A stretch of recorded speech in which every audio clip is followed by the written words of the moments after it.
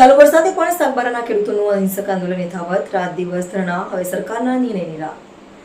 જીવના જોખમે જંગલ જમીનના ખેડાણ મુદ્દે ખેડૂતો અડગ, આંદોલન સ્થળે પણ જીવજંતુઓનો ખેડૂતોમાં ભય. નર્મદા જિલ્લાના સાગબારા તાલુકામાં જંગલ જમીનના ખેડાણ અને અધિકારના મુદ્દે ચાલી રહેલું આંદોલન સતત આગળ વધી રહ્યું છે.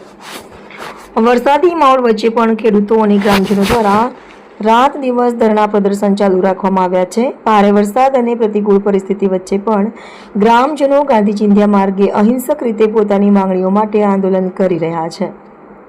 તાજેતરના અહેવાલોમાં પણ વરસાદ વચ્ચે આદિવાસી ખેડૂતોના અહિંસક આંદોલન ચાલુ હોવાની વાત સામે આવી છે. ગ્રામજનોના જણાવ્યા મુજબ આંદોલન સ્થળની આસપાસ જંગલ વિસ્તાર હોવાથી રાત્રિના સમયે ઝેરી જીવજંતુઓ અને અન્ય વન્ય પ્રાણીઓનો ભય પણ રહે છે. ગ્રામજનોનો દાવો છે કે 2 દિવસ અગાઉ આ જ સ્થળે ઝેરી વીછી પણ જોવા મળ્યો હતો, જેના કારણે રાત્રિના સમયે ધરણા પર બેઠેલા લોકોની સુરક્ષાને લઈને ચિંતા વધી છે. વરસાદ વચ્ચે પણ ખેડૂતોની લડત યથાવત. એક તરફ ચોમાસાનો સમય ચાલી રહ્યો છે અને બીજી તરફ ખેડૂતો પોતાના હકની માંગ સાથે આંદોલન સ્થળે અડગ છે. સરકાર મૌન કેમ? ગ્રામજનોમાં હવે સૌથી મોટો પ્રશ્ન છે કે લાંબા સમયથી ચાલી રહેલા આ વિવાદની અંતે શું ઉકેલ આવશે? હાલ સમગ્ર મામલો ગાંધી ચિંધ્યા માર્ગે અહિંસક આંદોલનના સ્વરૂપમાં આગળ વધી રહ્યો છે. આંદોલનનો અંત ક્યારે અને કેવી રીતે? સાગબારાના જંગલ જમીન મુદ્દે ખેડૂતોની માંગ હવે માત્ર સ્થાનિક પ્રશ્ન પૂરતી સીમિત રહી નથી, પરંતુ સમગ્ર વિસ્તારમાં ચર્ચાનો વિષય બની છે. એક તરફ ખેડૂતો અને ગ્રામજનો પોતાની માંગ પર અડગ છે, તો બીજી તરફ સરકાર અને વહીવટીતંત્રના નિર્ણયની રાહ જોવાઈ રહી છે. આ તમામ સવાલોના જવાબ હવે આવનારા દિવસોમાં સરકાર અને વહીવટીતંત્રની કાર્યવાહી પરથી જ મળશે. રિપોર્ટર નાયક પંકજ સાગ. જય જોહાર, જય આદિવાસી. અમે અત્યારે અહીંયા અત્યારે ખોપી ગામના જે અમારા સાગબારા તાલુકાના 12-13 ગામો છે, એના જે અમે આદિવાસી ભાઈઓ જે ખેડૂત છીએ, તે અમે અત્યારે 3 દિવસથી અહીંયા જે સ્થળ પર અમે જમીન ખેડાણ કરતા છે, તે જમીન ઉપર અમે બધા અહીંયા ધરણા પર 3 દિવસથી બેઠા છે. અને અત્યારે રાતના લગભગ 8:15 વાગવાનો ટાઈમ છે અને અત્યારે આજે વરસાદ બી ચાલુ છે. છતાં અમે અમારી જમીનના જરૂરિયાત માટે અમે આટલું વાતાવરણ ખરાબ હોવા છતાં અમે ધરણા પરથી અમે ઉઠ્યા નથી. તો સરકારશ્રીને અમને આટલી જ રજૂઆત છે કે અમે 20 થી 25 વર્ષ આ ખેતી અમે કરી અને જે વર્ષથી અમે ખેતદાણ કરેલું તે સમય પર અહીંયા બિલકુલ જંગલ નહીં હતું અને અત્યારે બી કોઈ જંગલની સ્થિતિ, અહીંયા કોઈ મોટું લાકડું બી નથી, વાંસનું ઝુમકું નથી, કશું જ નથી. જંગલ એકદમ ખાલી છે અહીંયા. અને અમે 2 વર્ષથી અમને આ જંગલ ખાતાનો સ્ટાફ કે અધિકારી લોકો અમને ખેડાણ કરવા નથી દેતા. તો સરકારશ્રીને અમને અમારી નમ્ર વિનંતી છે કે અમને અમારી જંગલ મળે, અમારી જમીન અમને મળે અને જે અમારો હક અધિકાર છે એ પ્રમાણે અમને જંગલ ખેડવા દે એવી અમારે સરકારને નમ્ર વિનંતી છે.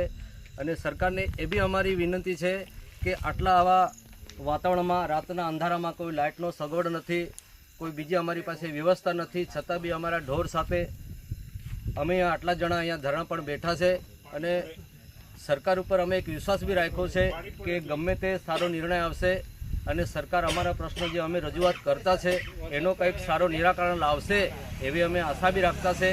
અને અમારી પાસે કોઈ બીજો એવો કોઈ વિકલ્પ બી નથી કે અમે બીજું કંઈક આયોજન કરીએ. એટલે સરકારશ્રી અમારા પ્રશ્નો તરફ એક ધ્યાન આપે અને કોઈ સમય કાઢીને સરકાર અમારે જે પ્રશ્નો છે એ સ્થળ પર આવીને ચકાસે કે ખરેખર ખેડૂતની પરિસ્થિતિ શું છે, વાતાવરણ કેવું છે, ખેડાણ કેવું છે, એનો સ્થળ પર આવીને રૂબરૂ ચકાસણી કરે.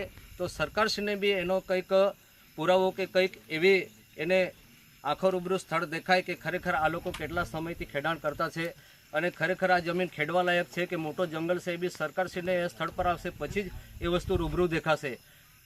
અને બીજું કે અમે આદિવાસી ખેડૂત છીએ, અમે કંઈ બહારથી આવેલા નથી. અત્યારે પ્રશ્નો બી ઘણા ચર્ચાય છે કે આ લોકો સાગબારા તાલુકાના છે, આ લોકો ઉમરપાડા તાલુકાના છે. એટલે એવો તો કંઈ સરકારશ્રીનો કોઈ પરિપત્ર નથી કે ખેડાણ માટે કંઈક સાગબારા ખેડૂતો આ ઉમરપાડા વિસ્તારમાં નહીં ખેડી શકે અને ઉમરપાડા વિસ્તારમાં ઉમરપાડાનો જ ખેડૂતો ખેડી શકે એવો બી કોઈ પરિપત્ર સરકારે જાહેર નથી કરેલો. અમને બી કોઈ એવું કાયદાનું કે બંધારણ કે એવું અમને બી જાણવા નથી મળેલ.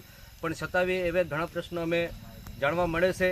એટલે સરકારશ્રીને નમ્ર વિનંતી કે આટલા વર્ષથી અમે જંગલ ખેડો છે.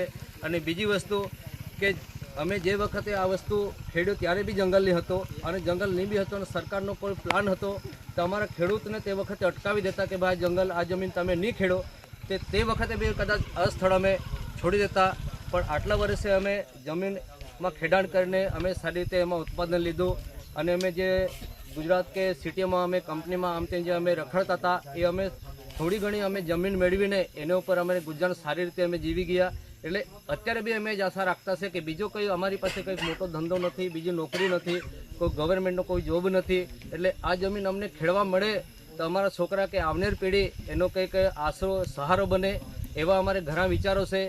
એટલે અમે સરકાર જોડે એ જ અમે પ્રશ્ન વારંવાર ઓફિસે કે ગમે જે કંઈ ઓફિસે રજૂઆત કરતા છે, આ મીડિયા દ્વારા કે પછી રૂબરૂ અરજી આપીને અમે જે કંઈ રજૂઆત કરતા છે એ સરકારશ્રી અમારી જે દરખાસ્તો છે એ સાંભળે એનો કંઈક અમને યોગ્ય નિર્ણય મળે એવી અમે ઘણી આશા લઈને અમે બેઠા છે.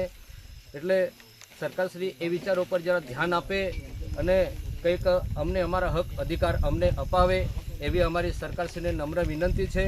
અને બીજું કે અત્યારે આ મોસમ કેવો છે એવી હાલતમાં અમારે આ બધા ખેડૂત અહીંયા વગર કપડે આ રીતે બેઠા છે, એક છાપરું બનાવીને બેઠા છે. ઢોરો સાથે બી અમારા બધા ઢોરો એકદમ પાણીમાં છે. અત્યારે હજુ અમે ખાવાની કોઈ સગવડ નથી કરી, એકદમ વરસાદમાં અમે છે. એ અમારે ખાવાનું કેવી રીતે બનાવવાનું કે પછી પાણીની કોઈ વ્યવસ્થા બી નથી. એટલે બધી પરિસ્થિતિમાં અમે એકદમ જકડાઈને બેઠા છે. એટલે આજ સુધી કદાચ આ 2 વર્ષની અંદર અમારી પાસે દયા નહીં કરી હોય, પણ આ છેલ્લે તબક્કામાં આખરી એક નિર્ણય પર અમે આવ્યા છે.